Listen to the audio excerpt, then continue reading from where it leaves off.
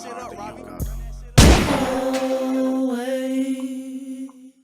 Welcome to the next episode of Bottom of the Bay. Today we got a guest that we're not familiar with, but today we're about to unpack and unravel all of that. I actually seen a few of his posts, and he got a real mystique type of style, but Killanova, welcome, man. Thank you. Appreciate y'all. Okay. Let's run through your history a little bit, man. So, where you from and how long you been doing music? I'm from the east side of San Jose. Been doing the music thing for, since like 2020. Actually investing into it where I could say that I'm, in the game now. But before that, just freestyling and enjoying it, Okay, that's what's up. So how many years would you say that is? That you've been doing music? 5 years. Oh, for only 5 years? Yeah. Okay. So I tried to do a little bit of research on you, and I couldn't find much, which is good, man. So do you have any albums, singles, group projects, anything, compilations, mixtapes out? Only singles on YouTube. They're under jobs. On my Killanova page, if you go to the playlist part, you'll find the whole section of jobs. It was just a name that I thought would work out as an artist, but I use that name too commonly, so I went towards something more artistic, and I'm at Killanova now, so all my future projects, future singles, features, everything is gonna fall under Killanova. And but yeah, it's all there. I got say maybe 4 singles, 3 features, where I'm featured into other projects. But I'm working into where I feature other people into my projects now. Okay, so Jobs, you basically switch your name, Jobs to Killanova for a more creative perspective? Yeah. Okay, that's what's up, man. So are you independent or are you signed with a label? I'm independent, but working with management, going towards working on a bigger perspective into the game. But it's all being curated right now. It's all in the works. Trying not to put my whole 2 feet into the water yet. Seeing how it goes, and if it's working, it's working. But so far, it's working. Okay. Why the mystique persona? Like, why do you kind of like reserve? Yeah, I preserve a lot. Yeah, just because. Let me see. It's like a trust type of thing. People take advantage of like the artistry that's going on and the movements that are going on, and I rather keep to myself sometimes because at the end of the day, I'm working on this and I'm fully pursued into this, fully invested into this myself, and whoever else wants to invest in me, then of course they're a part of the movement. But I do collaborate with a lot of local artists, and I do inspire, and I aspire to being someone that you could look up to in the game, say artistically. My music speaks for itself. I just speak on what I've been through, what I'm still going through, and just I don't think there's enough songs for me to explain all of it in it, Okay. What's your ethnicity, bro? I'm Mexican. I'm from Guadalajara. Pop's from Veracruz. Mom's from Jalisco. Okay. They brought me over here. So I was like 2 or something. Okay. In the van thing. What do you mean? What's the van thing? They had to put like a blanket over me and whatnot. Oh, shit. I have heard that before, but hey, you here now shining, bro. I'm here, yeah. And it's a salute to them. Salute to all the people that are still doing it, that done it. And we don't really recognize that struggle till we get older and we realize what that sacrifice meant, you know? Okay. And now here we go doing sacrifices that are out of boundaries, but you gotta pass that. You gotta surpass that. Any border, man, kick that shit down. That's right. You have any siblings? You're only child? Say I'm the only one from my pops and moms. My pops got his thing going. My mom's, you know, I got sisters, stepsisters and whatnot. I got, Okay. yeah, got cousins that I treat like brothers and sisters, you know, on a adoption type of thing. Yeah, My like uncles, blood don't yeah. make you family type Not like situation. my uncles took me and they adopted me after some like family dispute going on and shit. You know, mom's going through it, fucking, you know, child services, all types of shit. Oh no. Had to step in, and at least I had a family member or family members that were able to, you know, take me and my sis in. So we grew up around family still rather than going to like a shelter type of thing. Okay. Yes, sir. That's what's up. So, how would you describe your music in your words? In my words, I say it's art, whatever art means to me, which is like a wide perspective of melody, bars, emotion. You know what I mean? Trying. So you're like singing, rap. You're Yeah. experimenting. You're doing everything. Yeah. You don't really have a. Yeah. So I do have songs where it's like bar for bar, but I've kept those in the vault. You know, I feel like I'm just like saying. No, I too don't much. know what you said. I feel like I'm saying too much. Like bar after bar is just going hard, and I'm just like, nah, I need to slow it down. So when it came to the music thing, I was like, all right, I'm gonna invest in these certain songs. By someone that could work with the camera, by the studio time, and you know, I feel like these tracks could speak universally. So those are the ones that I put out. So you make more of, I guess, appealing music, and then you in the vaults just where you're holding all your hard, Easy E, Thuggish, Ruggish, Bone, Ruthless records. Yeah. Man, you better whip them Ruthless records out. If I show you the vault, it's bad. You're gonna tell me, drop it. All right, cool. That's what I want to hear. That's what I want to hear. So, what's the plans for your projects then? Since you don't have too much out right now, do you have an album coming out? Do you got consistent singles you're about to drop? What's the direction? So, I was going for, let me see, a 10-song project, and then I was thinking, you know what? Let me take it down to maybe 7 songs. And then, you know what, maybe 5. And then I came into, you know, the agreement of let's do 3, short and sweet, see how that shit go, let it marinate. And it's just like, they're 3 cool little things. They're singles, but it's just an EP type of thing. So I'm just going to push that out and just let the people hear what's going on, what type of sound is coming out. And it's going to sound different. There's a lot of meaningful aspects behind it.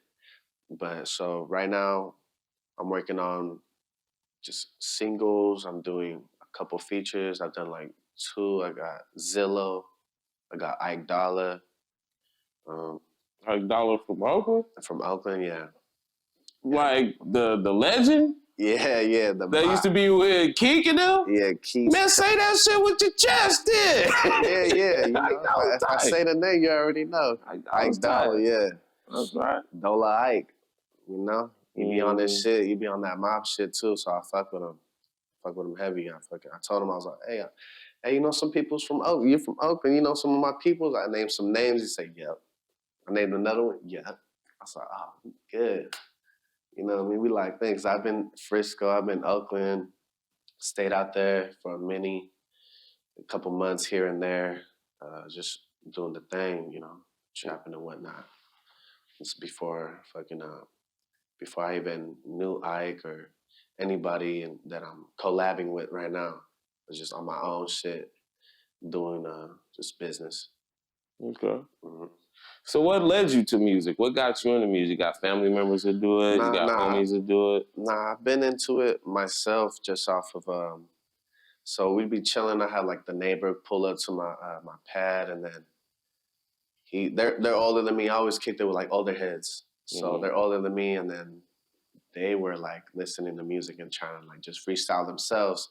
So there I go. I'm like, I got some. Write something down real quick, play the beat back. And it's just like we're recording off the phone type of shit. So we just keep the phone right there and then we just say your shit. And we just play it back, listen to it. And it just went from there, just kept writing. But my boy told me, he said, bro, like, that shit's cool what you're writing, like what you're saying. He's like, that's just gonna get you somewhere. And I was like, yeah, for real? You know, I think he was talking about like, it's gonna get you like up there somewhere. I was like, oh, yeah, for sure. He's like, nah, it's gonna get you either in the grave or in jail. Because I was just saying some shit off of like what I was listening to. You know, I was listening to like some gangster rap with them and shit, whatever was going on. You know, that West Coast music, and they're just talking about just blapping shit and all types of violence. So I thought, you know, that's what hip hop was. So I was just writing some shit that sounded similar.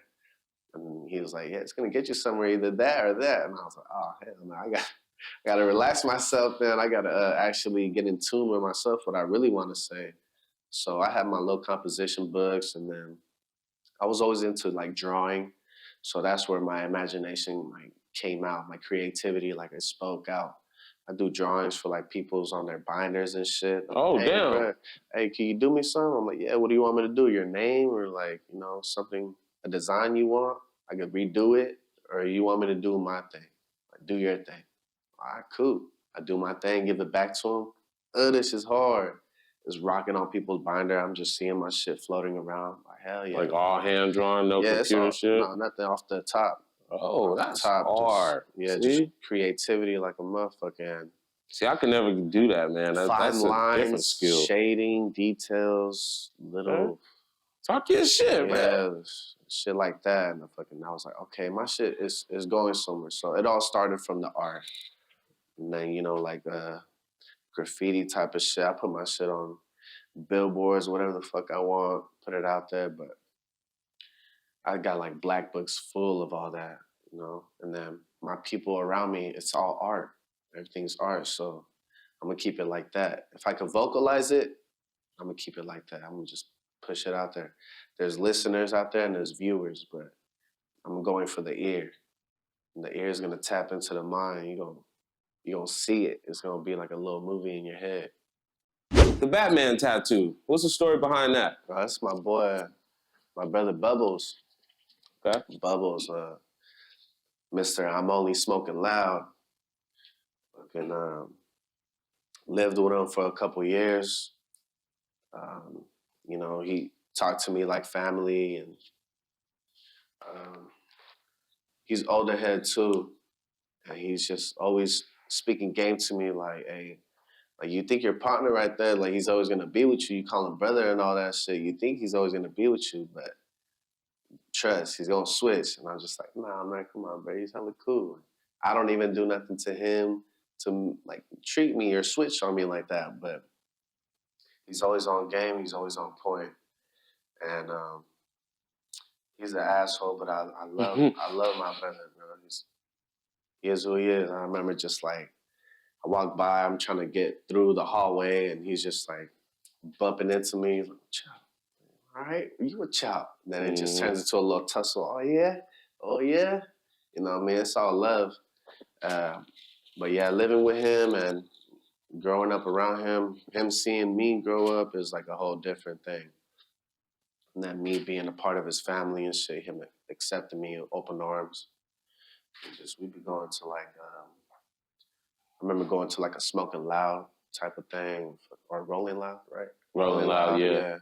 Rolling Loud type of thing. He's a motherfucking, he's a Be Legit roller, throws wax in that motherfucker, worms it, wax on top, fucking we'll sip the double buffs with the ice, dip the bitch in there, you know, fucking, he just stays lit.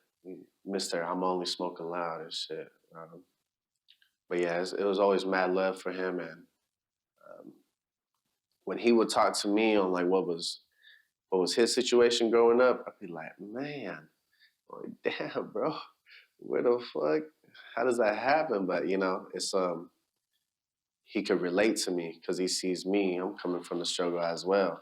He's like, bro, I've been through this, and you know, like just like certain situations, and I've been in certain situations with him where um, I'm just there for him. You know, if he needed any type of assistance, I'd be there for him. But grown ass man himself, hey, he's been in it long enough. He knows how to handle it and whatnot. But yeah, it's for my brother Bubbles, R.I.P. Bless his soul. That's right. That's right. Yeah. So you said earlier that you changed your name and then you got with a new management. You want to speak on the new management and maybe why you chose them? Yeah. The name was nothing to do with the management. It was more of it sparked in my head as an idea. No, I didn't mean anything about the name. I was just referencing back, but the management part more of like, why'd you choose the management and tell us a bit about it. Okay, yeah, so the management thing is, it came to me as seeing that I was investing in myself, you know. Okay, that's a good thing. Yeah, seeing the work put, you know, into, so it gets recognized. You know, that's how people get signed to labels and shit. Labels come at them like, hey, like I see you, you got your numbers, your potential and whatnot. So it came to me through like a friend type. You know, we're acquainted and we know certain people, certain family members together. I didn't know that they were into the music like that themselves. So they fully invested into me. So I just wanted to let them know that I'm fully invested in myself, and if I'm going up, and they're gonna come up with me, you know. I'm not letting it all be just on the management. I'm doing my part the most that I can, putting in the most work that I can because I actually have a passion for this shit, you know. And as long as it's recognized, that's what I appreciate. That recognition that, oh, you know, I see him. He's trying to reach his peak. His potential is going farther and farther up. So I'm with all that. Okay. So what's an obstacle you face as an independent artist?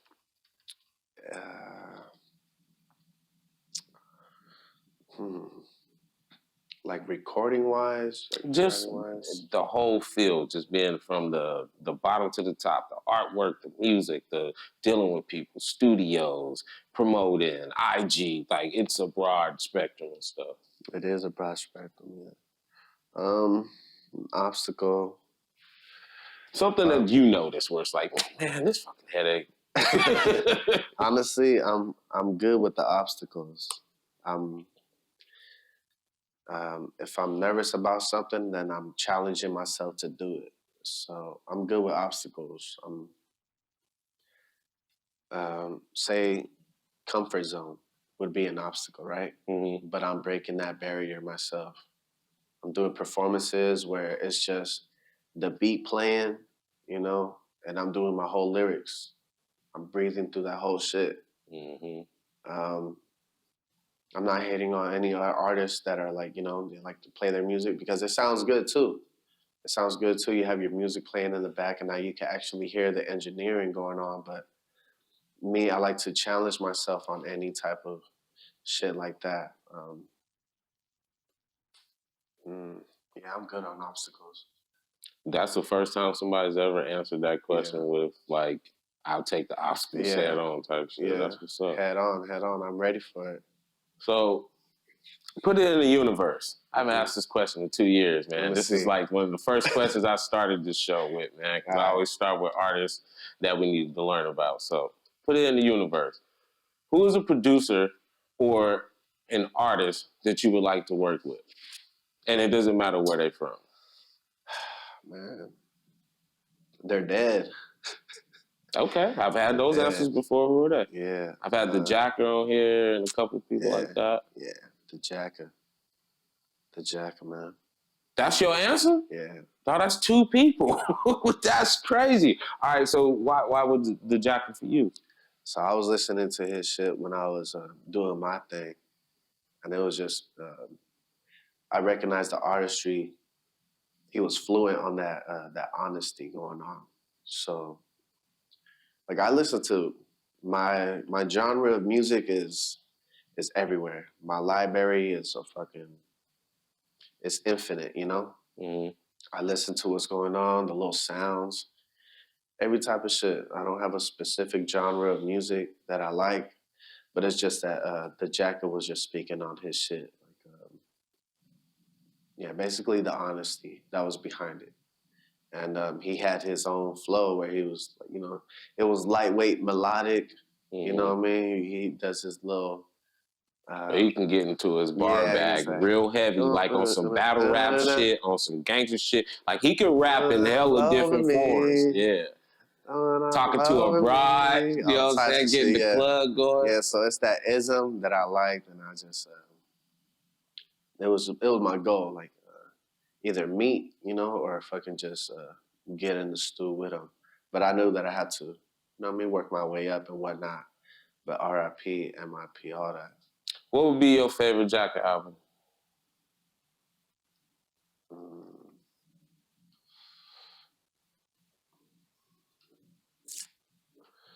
What's that one that he does with the... that's a bunch of Demolition Man beats on there. Was it the Demolition Man little mixtape? I think so, yeah. Yeah, that shit was hard. I know exactly what you're talking about. I think it's Animal Planet, if I'm not mistaken. Yeah, you hear the jungle in the back, yeah.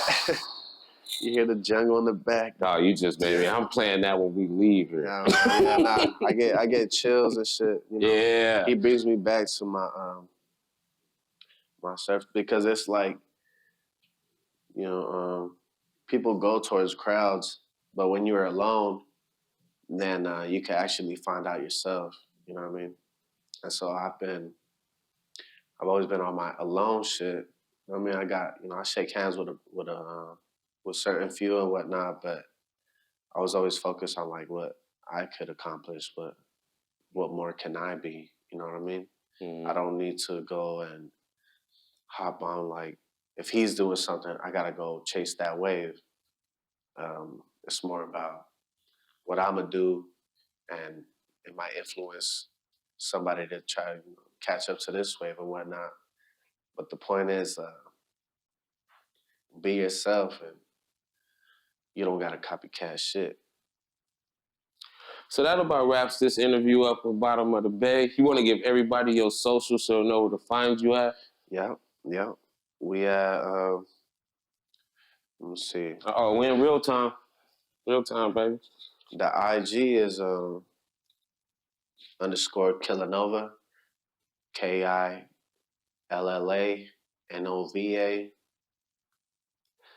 And from there, you could go to the TikTok, the Facebook. Everything's all in your YouTube. IG. Yeah, I got the YouTube link right there.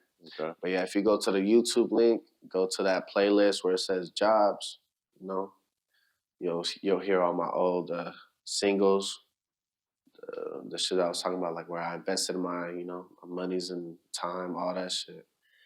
You'll hear those out. It's cool. They slappers, the little blappers.